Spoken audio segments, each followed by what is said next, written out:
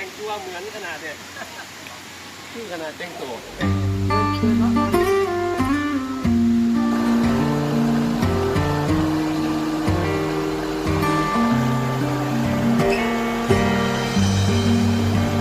วันหนึ่งฉันเดินเข้าป่าฉันเจอนกตัวหนึ่งถามฉันว่าจะไปไหนฉันจึงตอบอยากไปให้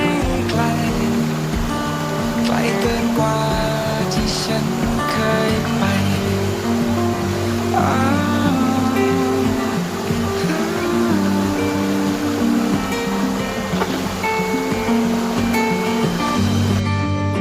ถ้าเราเหนื่อยล้าจงเดินเข้าป่าอย่างน้อยก็ไม่ต้องพบเจอคนใจร้ายอย่างเธอคนที่ไม่มีน้ำใจ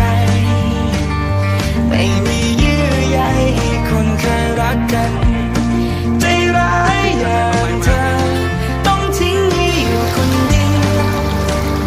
เพื่อเธอเหงาขึ้นมาจะได้กลับมารักกัน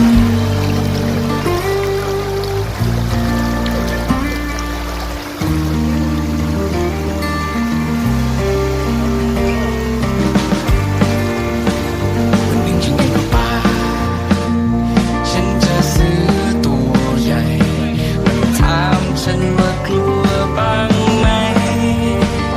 ฉันจึงตอบว่าไม่เท่าไรยังดีกว่าคนไร้หัวใจ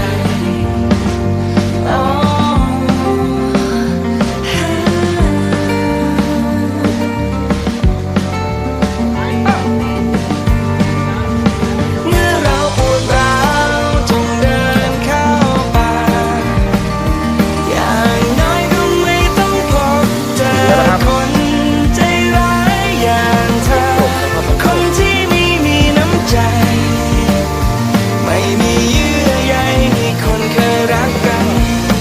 ใจร้ายอย่างเธอต้องทิ้งให้อยู่คนเดียวเพื่อเธอเหงามาจะกลับมารักกัน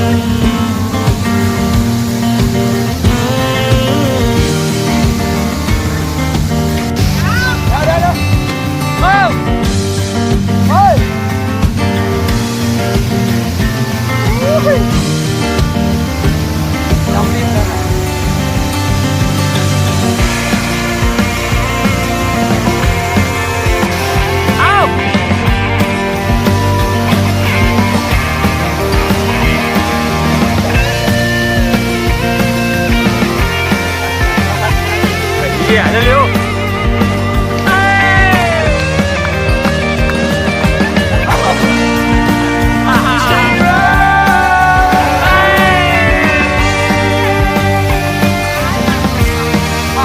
น้ำกับเพชรใจร้ายไม่มีเยื่อใยให้คนเคยรักกัน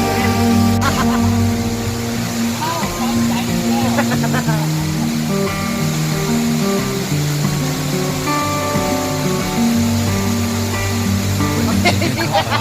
ha!